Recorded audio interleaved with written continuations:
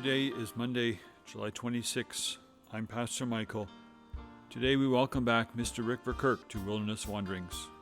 Over the next 2 weeks, he will give a 5-part series called Tell the Story.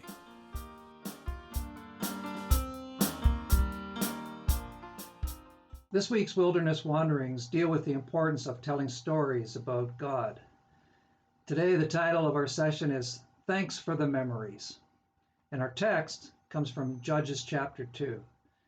After that whole generation had been gathered to their fathers, another generation grew up, who knew neither the Lord nor what he had done for Israel. When I was young, I loved to hear my dad's stories about his youth in the Netherlands. Stories about playing soccer as a teen, selling milk door to door, immigrating to Canada as a young man. Great stories that I remember to this day. However, he was also a young teen during the Second World War and never talked about those years.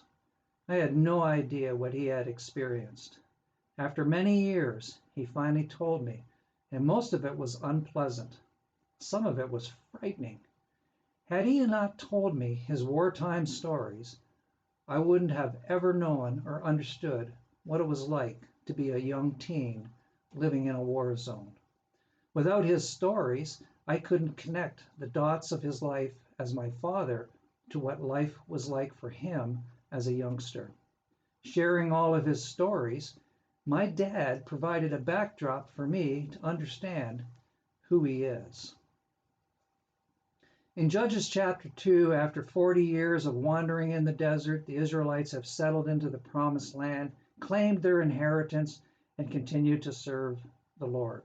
However, the next generation, those born in the promised land, knew neither the Lord nor what he had done for Israel. They did evil in the eyes of the Lord. How did this happen so quickly after arriving in the promised land?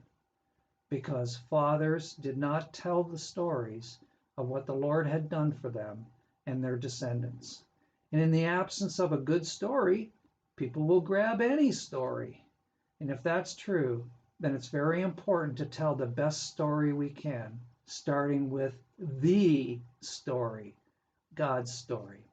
Connecting the stories of our lives with God's grace, mercy, and provision. What God story do you have that you can share with someone today?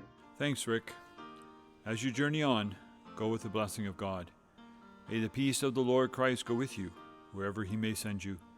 May he guide you through the wilderness, protect you through the storm.